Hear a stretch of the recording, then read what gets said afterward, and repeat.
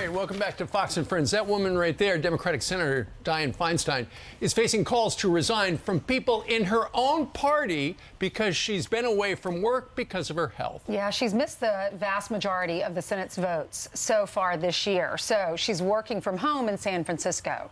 I think she's got Alzheimer's. Todd Piro joins us now with more. Shingles. Yeah, unclear Shingles. exactly what it is beyond shingles, but we'll get to that right now. Steve Ainsley and Brian, the 89-year-old senator who turns 90 in June, asked him to be temporarily replaced on the Judiciary Committee as she faces calls to resign due to her health. Dianne Feinstein releasing a statement that reads in part, quote, "I intend to return as soon as possible once my medical team advises that it is safe for me to travel. In the meantime, I remain committed to the job and will continue to work from home in San Francisco."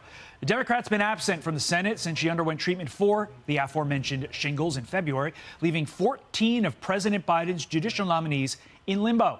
Feinstein has failed to vote in 60 of the Senate's 82 votes so far in 2023 and hasn't provided a timeline for her return following unspecified medical complications. Her vote matters a lot for the Dems, who hold a razor-thin margin in the Senate, prompting two House Democrats to call for her to step aside.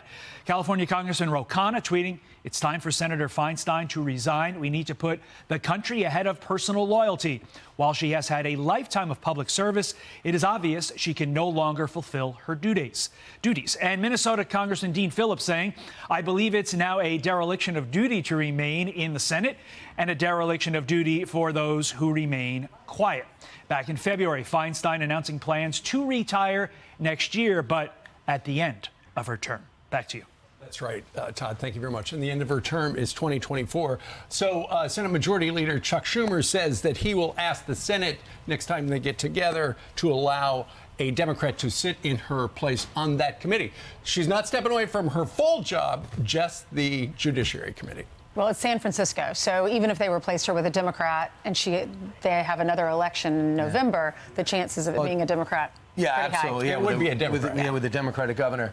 I would say this, too, is that you can't get anyone nominated at 9-9 in committee. So they want to just jam these judicial nominations down the Republican throat. She can't do it. And she's got an empty chair there. Well, we wish her all the best. She has missed a lot of votes, but God bless her. She used to be many times a voice of reason on international affairs. I'm Steve Ducey. I'm Brian Kilmeade. And I'm Ainsley Earhart. And click here to subscribe to the Fox News YouTube page to catch our hottest interviews and most compelling analysis.